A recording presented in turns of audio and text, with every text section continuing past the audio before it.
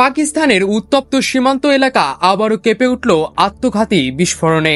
শনিবার দুপুরে খাইবার পাখতুনখোয়ার উত্তর ওয়াজিরিস্তানে সেনাবাহিনীর গাড়িবহরে আত্মঘাতী গাড়িবোমা হামলায় প্রাণ হারিয়েছেন ১৩ সেনা সদস্য।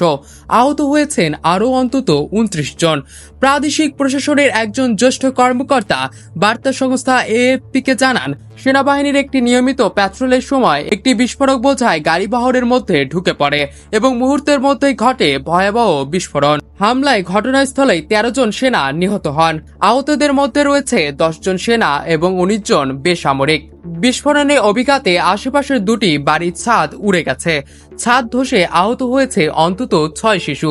স্থানীয় হাসপাতাল সূত্র জানায়, গুরুতর আহত সেনাদের মধ্যে ৪ জনের অবস্থা আশঙ্কাজনক। পাকিস্তান ভিত্তিক নিষিদ্ধ ঘোষিত সন্ত্রাসী গোষ্ঠী তেহরিকি তালিবান পাকিস্তান টিটিপির উপশাখা হাফিজ গুল বাহাদুর গ্রুপ এই হামলার দায় স্বীকার করেছে। উল্লেখ্য, আফগানিস্তানে তালেবান শাসন পুনঃপ্রতিষ্ঠার পর থেকে পাকিস্তানের সন্ত্রাসী হামলার সংখ্যা আশঙ্কাজনক হারে বেড়েছে। শুধুমাত্র ২০২৪ সালেই পাকিস্তানের ৪৪টি বড় ধরনের সন্ত্রাসী হামলার ঘটনা ঘটেছে, যা গত এক দশকের মধ্যে সর্বোচ্চ। সেই বছরে ৬৮৫ জন সেনা ও ৯২৭ জন বেসামরিক নাগরিক প্রাণ হারান। পাল্টা অভিযানে নিহত হয় ৯৩৪ জন সন্দেহভাজন সন্ত্রাসী। নতুন এই হামলা পাকিস্তানের সন্ত্রাস বিরোধী লড়াইকে আরো কঠিন করে তুলবে বলে মনে করছেন বিশ্লেষকরা।